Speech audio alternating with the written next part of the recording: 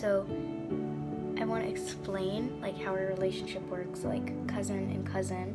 When I first met Marisa, oh my gosh, I knew that I really wanted to be her friend because she was so crazy and amazing and funny, and I'm crazy. And Marisa is probably one of the most genuine people that you would ever meet.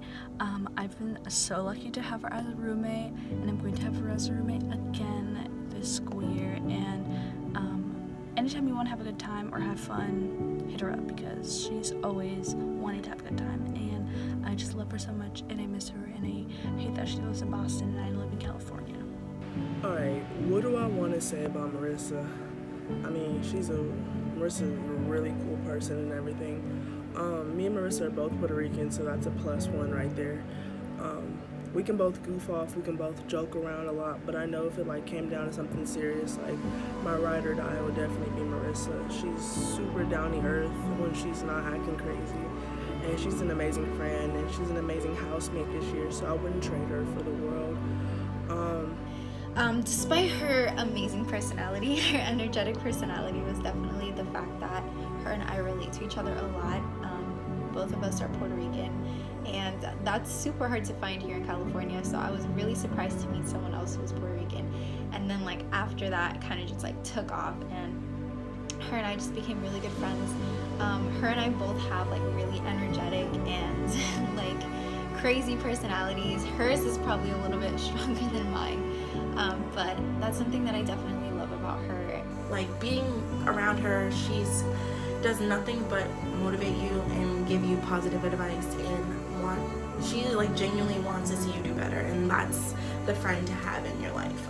You're literally like what I needed at the time that you came into my life, and God has done an amazing job with you in and out, and he's going to continue to do some amazing things. Sorry, you helped me realize the true essence of what I'm going through, and you love me. I know you love me. I freaking love you. I miss you, and yeah, that's all I want to say. I love you. My name is Marisa Vasquez. I'm 20 years old. I'm from Malden, Massachusetts, and this is my story.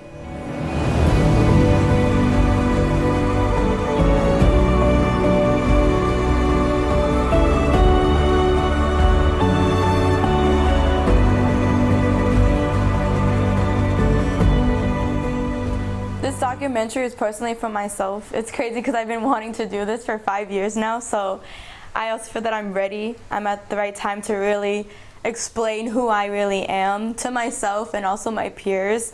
But my main purpose of making this documentary was to show and to inspire my peers that if you're going through a hard time, come back to this, and that you're not the only one that's going through a hard time, that you have to go through dirt to really, really bloom. So I am all about inspiring people. I am open about my life, or I'm at least trying to be open about my life. So I feel that the main reason of me living is to inspire people and help them at where they are, and to know that I may look like I'm good and I'm happy all the time, but there's been many times where I'm really struggling, and this is just for me to just grow, but it's also mainly for other people. Growing up, I was raised in Malden, Massachusetts. I lived with my mom, who is Mexican, and my dad, who is Puerto Rican. And so I would say my childhood was, not gonna lie, pretty rough. I did have a childhood, so I do remember a lot of moments where I was just doing the typical activities kids do, play outside, hang out with friends and family. But for the most part, when I was about, I would say 4 years old, that's when I started really experiencing that my life is different than these 4-year-olds at daycare and such. And I grew up with an alcoholic and abusive father, so I do recall a lot of moments. He would come home drunk, a lot of moments, and he would try to always start an argument with my mom. I love my dad, and our relationship is getting better. However, in the past it was very difficult because my relationship with my dad since I was 4 and so forth had became very challenging, and that's where a lot of my pain had come in. And so I have an older sister who is 4 years older than me, so my sister was the one during all these fights at home to intrude and be able to try to stick up for my mom or whomever was fighting. And my sister was the one that was always protecting me and always hugging me and always telling me that it's okay, like, we're gonna get through this. And it started getting to really serious when my father was getting really abusive because his alcoholism was really affecting him, to the point where we would take numerous trips and stay at my aunt's house. And it was just very unpredictable life of, is dad gonna come home from work sober, or is dad gonna come home being drunk and just starting a fight and getting very vicious and really violent with that. So our life was just very like, is this gonna be a good day or is this gonna be a rough day? Am I gonna be able to play outside, and is my father gonna watch me, or is he gonna fall asleep and smoke his cigar and drink his beers? So I really would like to just say my childhood was perfect, but there's no such thing as perfect. So my childhood was really rough, and at the age of 6 was when things had really shifted and really turned, that my mother just had enough of this life, and she didn't want to have her daughters being exposed to so much of this, that she had the courage through God to take my sister and I and say we're going to have a vacation in California.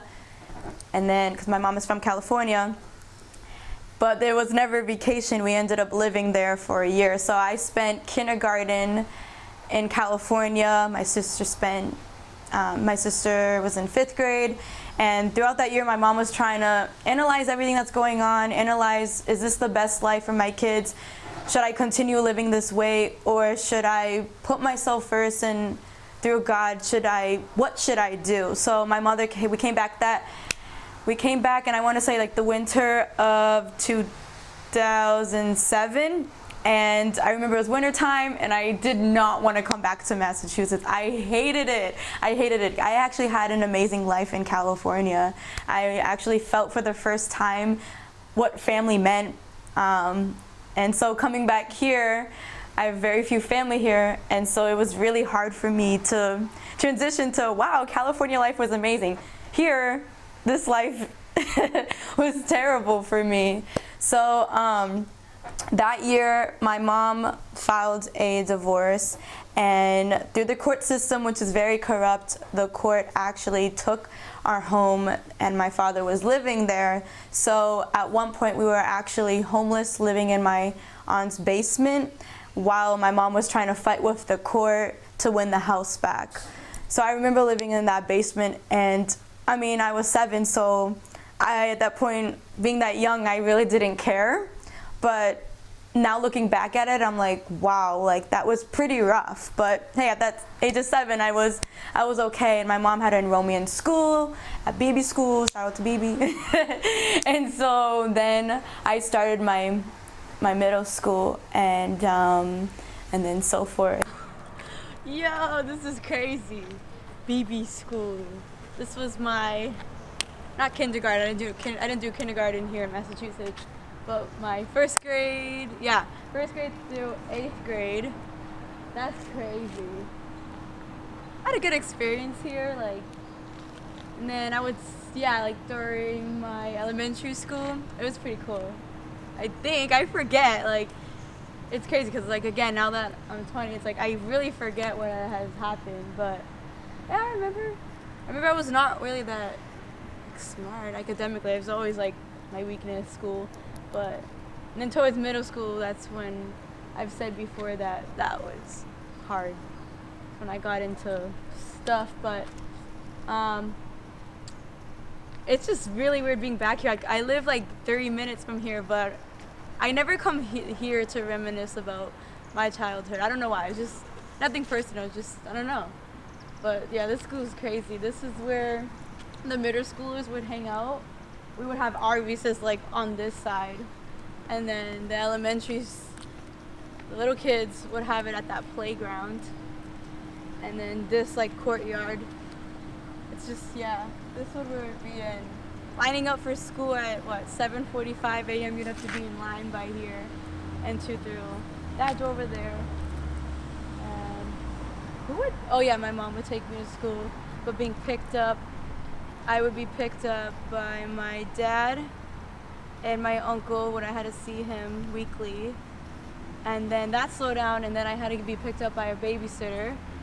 And yeah, that was like what. And then in middle school, that's when I was starting growing up, so I wanted to hang out with my friends because they got to walk home from school, but my mom didn't allow me to, so I'd have to be over there waiting for my mom to pick me up or go to babysitting, and all my friends would hang out and stuff.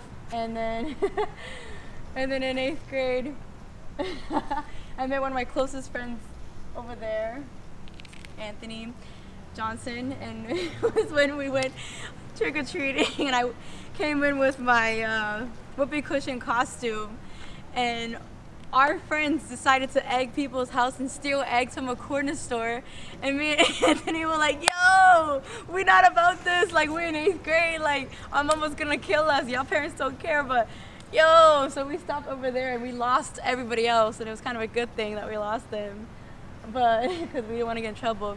And then we're like, what do we do? At that time, we had like these ratchet ass folks. So yeah, over there I met one of my closest friends, and then I met another close friend here. I grew up with her in like 2nd grade. So yeah, I met like 2 close friends here, but very vaguely everything has just happened. But yeah, BB school. Now transitioning to high school, freshman year was pretty rough for me because still mature, still trying to figure out this whole like life thing. Then sophomore year was one of the hardest years for me ever. That is when I finally realized that I've been going through depression. I've been clearly going through anxiety. I've just noticed these insane mood changes, bipolar, and it just made sense through IEP, which is individualized specialized education and schools that they have, that I was just pretty slow in class, and I was just very high functioning. I could not sit still, as my friends and everybody knows. I can't sit still. It's hard for me to focus. I'm constantly shaking. I'm like jumping from the left room to the right side of the room. And so like sophomore year is when everything just made sense, and that didn't go well for me. I was just like, wow, I'm depressed. Wow, I have anxiety. Wow, I feel bipolar at times. Wow, my ADHD is kicking in. This, wow, my dad, all of this. And sophomore year is when I was like, me coping with my eyebrows is not enough, that I started getting into self-harming. So I started cutting excessively, wrist, thighs, face, until I didn't have any room on my body. And at that point I was finally getting into something that I love, which was track. So I actually made varsity track in freshman year, and that was a way for me to really find something that I was good at, but however that did not like fulfill me. It still just made me more anxious that at track meets and at track practices people would stare at my cuts because all I could wear was shorts and a tank top. That's what we had to wear. And it was like, yes, track made me happy, but at the end of the day, I'm still not okay with myself.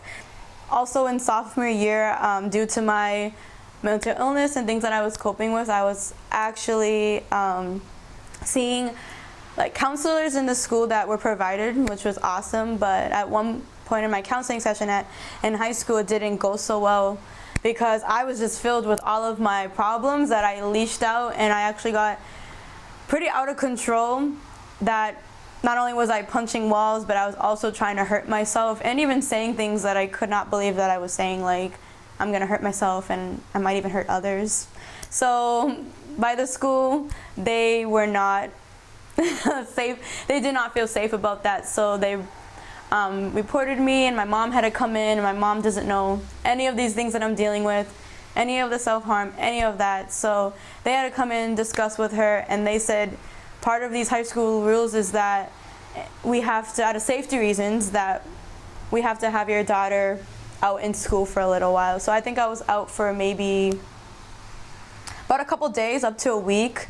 So I could not go to school, I could not go to track practice.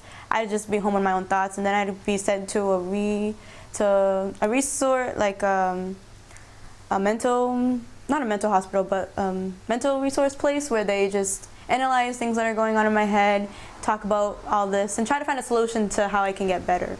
So that was what my sophomore year was like. Junior year, it started to get better because I started going to church. I started really knowing the meaning of what God and who God was, that he was not some tough, like, you got to do this, but some loving God. So I started getting into that, and that became my escape, a great escape for me. I could vent to God, I could go to youth group, I could do this, that, and the other, and that's when I was starting to get better. And actually in junior year, I was getting involved not within my school and not forming clubs, which I actually became vice president of a Latina group, and then vice president of a psychology group at that time, and then also getting into with the city of Malden doing Stop the Stigma. So I started becoming like hands-on with activities in school and even out in Malden. So that really helped me to stay busy.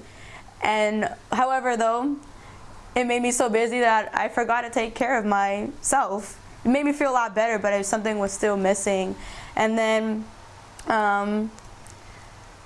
don't get me wrong, through all of this, I'm also finding relationships one year after the other year, or 1 month after the other month, to fulfill my void, in which I will talk about relationships soon. And then in senior year was stressful because of just academics and finding out college and transitioning now to that college, from that high school to that college life. But I would also say like junior and senior years when things really started getting better. Yo, this is crazy. So BB school was crazy, but actually this is insane. So we're at Malden High right now visiting my high school years, and I don't know how this is gonna be. Let's keep walking this way. Let's get a glimpse of this prison. I'm joking. That this high school, of my high school and what my years were like here. So as you can see, this is it. Let's walk a little further to get Malden High. I want to talk in front of her.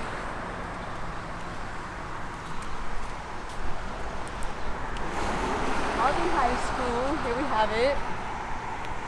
The big Malden High School, as we have it.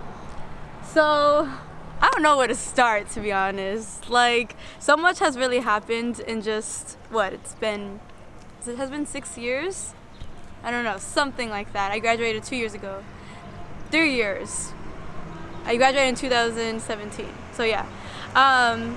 Where do I begin? Let me begin here. So I remember my freshman year, I actually was right here in this spot right here. I remember I was really nervous because BB school was small and this school is huge, and this school is combining with 4, maybe 5 or even 6 other different middle schools. So this was even more crazy and more intense for me, and this school has probably a little bit over 2,000 students. So for me that was really intense. And I remember I was right here waiting for my friends and trying to get a feel of like, what do I expect here? It's very diverse, different styles and all of that. So I was just trying to right away fit myself right in with a group, and that was pretty hard but pretty easy at the same time. I'm very social, as you guys know, so I actually made friends pretty quickly. So relationships for me was probably the biggest factors in my life, both positive and both negative. I was just always looking for voids just to fill that attention, that love, that am I pretty, be with me, tell me you love me, like spend time with me. And I just found it in all the wrong ways. I didn't know that I had to love myself or find my identity first in myself. I thought me being in relationships, that will cure it all. I thought by being in relationships that's gonna make me happy and so forth. Wrong. And so my first relationship, I just was just kind of testing the waters and such. But I started dating probably when I was like in 7th grade. And I know 7th grade and in like middle school it's not serious, but for me I count those as because that's how desperate it was for me. And even in like my whole school years, like I wasn't going to school like have a nice outfits, have like the latest shoes and spend time with friends. Like it was to impress guys, because I didn't get that at home. I didn't know that a father's supposed to teach women how to respect themselves, and hey, don't dress this way because it's gonna attract the wrong attention. Like I didn't know that, so I taught myself like the wrong way. I taught myself, hey, dress like this and buy this so that guys can be attracted to you. Hey, talk like this and like do your hair like this and put makeup on, and which I did when I was in 2nd grade. I first started wearing eyeliner in 2nd grade because I wanted to be attractive. It was my motive was for guys to see me, and it's been like that since high school.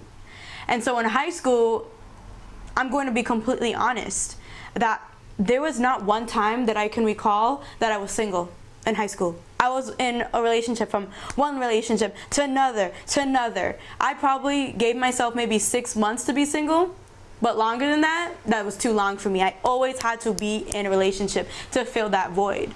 And nobody really judged me. Like probably girls from the outside were like, this girl's always in a relationship, but they never said it to me. But they probably like said that, but it wasn't because I want to be an H word. It was because I wanted to be loved, and I wanted to be beautiful, and I wanted some guy to tell me that. But since everything that I've been through has, like with my father issues, like I just was finding it in men that, no offense, but reminded me of my father. People that were very demanding,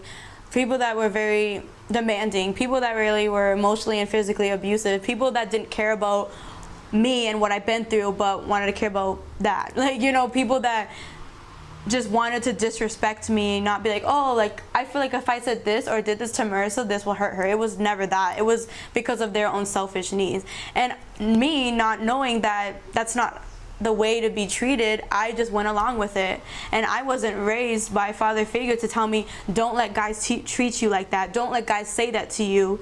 I just thought, I saw my dad do it to my mom, so I think guys should tell me what to do too. I saw my dad abuse my mom, so I think it's right that they should do that to me too. Because what I was raised in became my reality. It became normal to me. So when I barely had guys approach me in the right way, respectful way, I didn't want it because I wasn't used to that. When I saw guys treat girls with respect and buy them things, I was like, that must be nice, but I'll never get that. And I was like, no, I didn't want it. But when it came to guys disrespecting me and being in relationships where I was emotionally abused and so forth, like, I was like, okay, this is what I deserve, right? I am currently single. I've been single for about a year now, so celebration for me, because that's the longest I've ever been single in my life.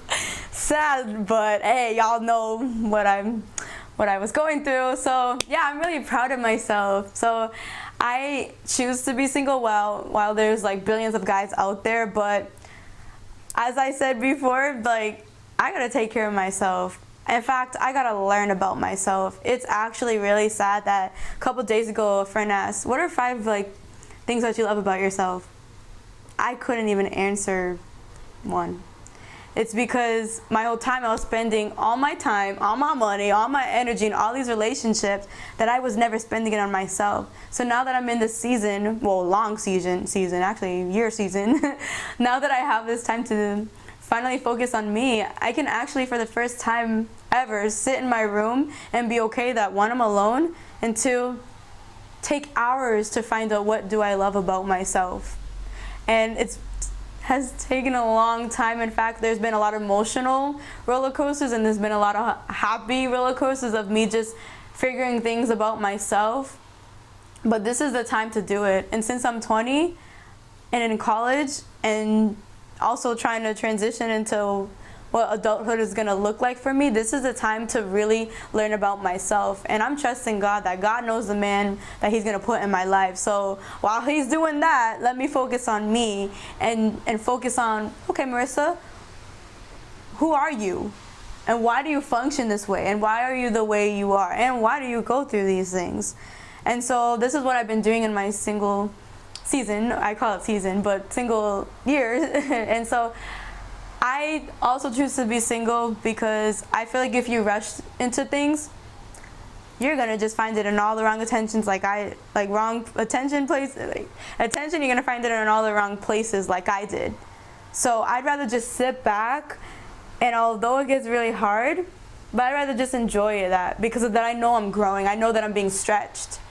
And so I know that if I'm uncomfortable in this time of being singleness, that there's something going on, that I'm definitely stretching, that I'm definitely preparing for the woman that I am to be, and also for, hopefully, the wife that I'm supposed to be. And also,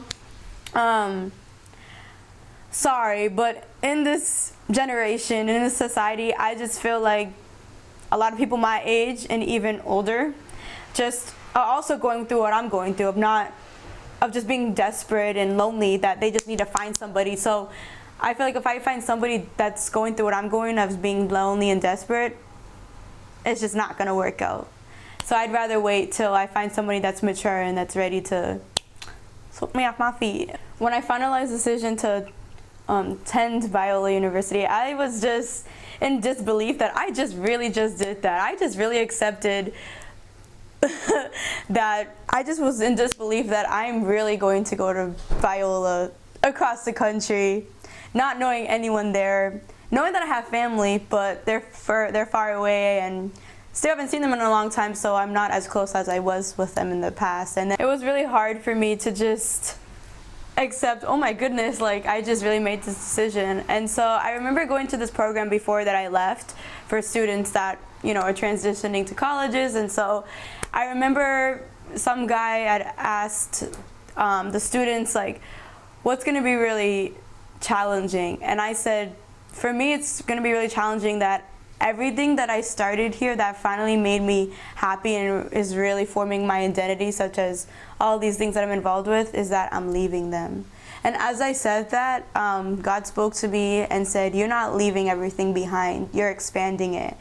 And that is when I was like, oh my goodness, but also like, lies, that's not true. Like, I'm literally leaving everything. How are you gonna tell me I'm gonna expand it in California? But then a lot of people told me, well, there's a reason why you're going there, right? It's not just for college, but there's a reason why. Not everything happens for a reason.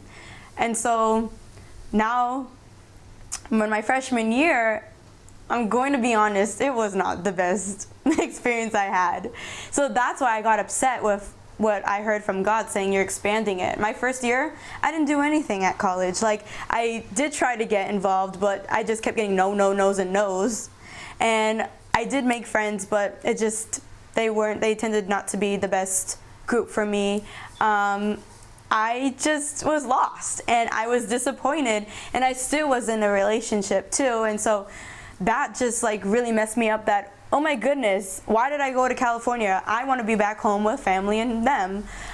And it was just like, and everyone can relate to this with me, like hitting 19, 20s and transitioning to college is just like, we don't have any time to think.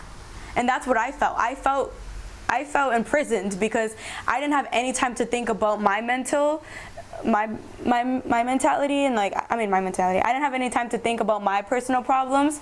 I only had time to think, okay, you're in college now, so choose a major, gotta find a job, like you have to dorm and go to class every day. And so that really affected me. And plus, as I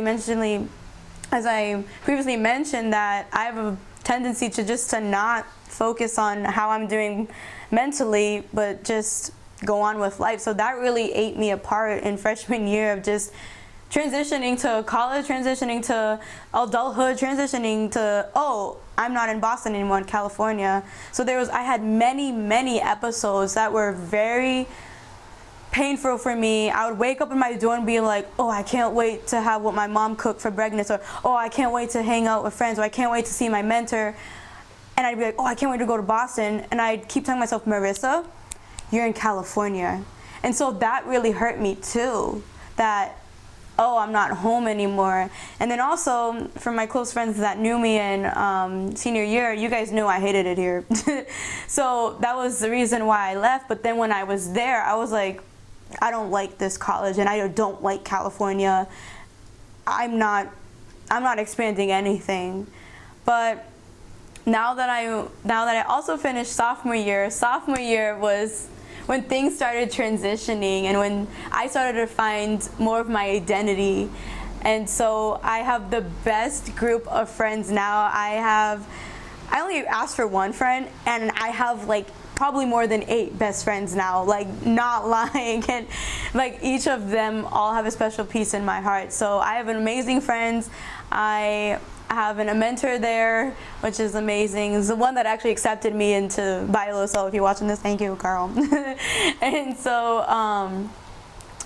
and then I had an amazing job, which I was a behavioral therapist working with kids that have autism. So, oh, just an amazing experience, just working with these kids that also is similar to my major, which my major is sociology, so concentration in social work and criminal justice. And so I was starting to find jobs that were like that rather than working at TJ Maxx, which I've been working there my whole high school years and even in college. And so in the classes that I was taking was really hitting it that this major is for me. So I was getting like a lot of confirmations and friends and mentors and jobs. And then I also went through that. I went through a lot too, but to be at a high point in life, you really have to hit the dirt. You know, you really have to really be at your lowest point. So that's what I really experienced my freshman year and then sophomore year. And so I'll be a junior this upcoming fall, and I'm just so like, time went by fast. Like, how did this happen? And now I'm like in California. I'm still trying to like my school. No offense to school, but it's just really hard being from Boston to Biola, which is more of a conservative school. But I mean, hey, like every school has its downfalls, but Biola is great. I'm really trying to like, you know, be in the moment and be thankful a lot. Oh, and in fact, last thing to say is another accomplishment is my new job in the fall. I'm starting off with an event coordinator. So I'll be coordinating all the events that my school puts up, and I just could not believe that because I knew I had a talent of being organized, but I didn't think that they would trust me to coordinate everything. So that's also like a huge accomplishment that I'll be taking upon that job. So yeah, that's about my experience at Biola and why I chose that school. So yes, my childhood was very traumatic, but I also felt a way to just keep going, keep pushing. That saying that I really hate was true, that there is a light at the end of the tunnel. I really felt that what really helped me was spiritually was God. I grew up with God my whole life, but it was very weird. Like my mom was born and raised to believe in God, and so she brought that upon our lives. Thank her, thank God. But at such a young age, I didn't understand God. And so that's a really good question for me. Like at that age, like what made me push? But I would say like I always, now that I can look back, I always felt that it was God saying like, I know you don't know me at such a young age and you can't understand me, but I'm going to bless your family. I'm going to carry you through like everything that's going on. So that's really it. I just always felt that like I knew there was a God at such a young age, but I didn't have any understanding of what God was, who he is, what he doing, like, you know. So, and then in high school, that's when I started really getting heavy in my relationship and really understanding him. And so even going through my hardships, I always felt that at times when I wanted life to end and me no longer to exist, like I just always had that feeling that don't do that, like you are worth it. And even just hearing that voice, which to me is God or other people telling me that, I'm like, you guys don't tell me that. You don't know what it's like to be me. But even times where I did at that time self-harm, like I really did hear that voice saying like, don't hurt yourself, like I want to, like, God wants to take care of me and to love me. And so here I'm like at now, it was really all God, like without me knowing. It was kind of like, in a way, it was kind of like, you know, when your parents are trying to protect you from something, and you're like, don't, like, come on, Mom, just let me hang out with that boy or something like that. Come on, Mom, like, why are you trying to stop me from having an amazing life? Like, come on, Mom, like, you don't understand me. And then you hang out with that boy and it's not a good experience, and then you're like, that's why my parents didn't want me to, or that's why they didn't let me hang out with him. It was because they were protecting me from something that they could tell that I couldn't. So that was kind of how God impacted my life, was just that throughout this whole time in life, I had no idea what was going on, and he did. And so he carried me through, and now I'm like, that's why I went through all that. That's why I didn't end it. That's why I stopped self-harming. That's why I'm getting better at stop picking my eyebrows. That's why. And so yeah, it was really just all God, and he was the one that just really picked me up in my depression and my mental illness, and is significantly still working in me. I just want to unpack. That's really it. I want people to know that I may not know you right now, but I care for you and I love you, and I love when people are sending me messages saying like, hey, I need help. There's strangers that are always telling me that, hey, I need help. Like, I don't know you, but you're just a person that seems like can help. That's what I want. I just feel like one of my main reasons that I'm here in life is to help other people. I mean, my field as a social worker is just to help kids and families that are going through traumatic experiences. So I want to help and I want to impact. But also, I've also been getting a lot of comments, and I don't care what people say, but I also been getting a lot of comments that you look like the type of person to not go through a lot. Like, you're taking a class at Harvard, you're in California, you're doing this, you have a nice job, like, you're pretty, like, I don't know. I just get a lot of comments like, you just don't look like you go through a lot. You look like that you can't understand what I'm going through. And I'm like,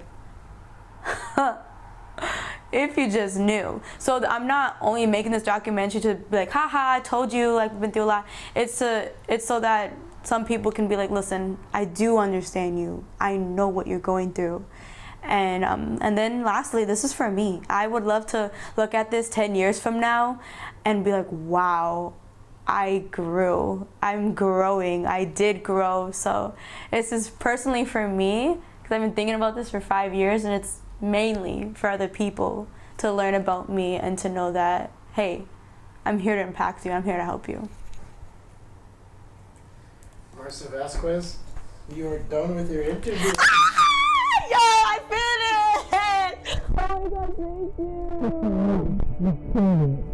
I was so serious. Like, oh, you don't know how bad I wanted to bring my hood up. Be like, yo, what's up? You know what I'm saying? Like, ew. But oh my gosh, I needed to do this. Like, I feel so really. I felt like this whole time someone was holding me back, so I couldn't be like showing my real self. But this was so good. Oh my gosh, am I really done? Yeah, you're good. Yo, this is crazy. I want to give a special shout out and special thanks, especially right now, to Anthony Johnson, aka Kreative Project. Thank you so much for creating this, putting your time, putting your effort, everything out of your summer where you're busy working. Thank you so much for making this for me, and thank you so much for always being there since 7th grade when we first met, and just always just being a real person in my life and an important male figure in my life, because that's rare too. So thank you so much for doing this for me. I love you. Much love to you. And everybody go check out his Instagram and his everything to support and to love for what he has done for me and what he's doing for other people impacting the world. And also, special thank you to my parents, my mama, Esther, and my dad, Jose. Thank you for raising me and being the best parents that I could have, despite all the challenges and all the dirt that has happened. But I love you guys. Thank you so much for making this beautiful person. Thank you for just always being there for me and always teaching me different aspects and different things about life. To my mentor, Paul Hammersley, thank you so much for being the best mentor I've ever had. Thank you for teaching me different things in different areas about life, whether they were really hard. I really appreciate you. Keep doing what you're doing and know that I love you and that I'm always going to support you. To my sister, what's up, number 2 pencil head? I love you so much.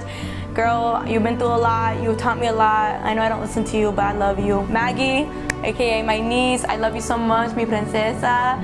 You keep doing what you're doing, my love. Keep growing, keep shining. Titi is always gonna be here for you. And last, my friends from California and Massachusetts, girls and boys, I love you guys so much. Thank you for dealing with my loquita self. Thank you so much for putting up with my unpredictable moments. I really appreciate you guys, and you guys are a blessing from God. You know who you are. I love you so much. And to my haters, I'm joking. To my haters, thank you for making me grow. That is so cliche.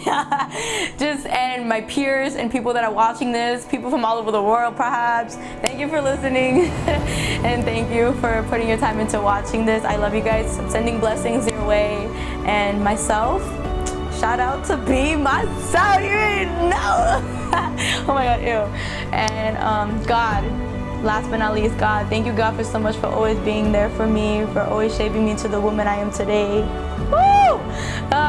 Thank you for never letting go of me, and at the times I don't understand you, God, thank you so much for always proving to me what you're doing in my life. You are really the father role I've never had in my life, even though I can't feel you, even though I can't see you. I know that you're there. I know that you're taking care of my friends, my family, and me. God, I just pray for all these people right now that are watching this, God. I pray that you would just mold them to the people that they are. I pray that I would be able to help them, or they would be able to help me, God. So, God, thank you so much for giving me, last but not least, I know I'm talking a lot. Thank you so much for giving me this envision of creating this documentary.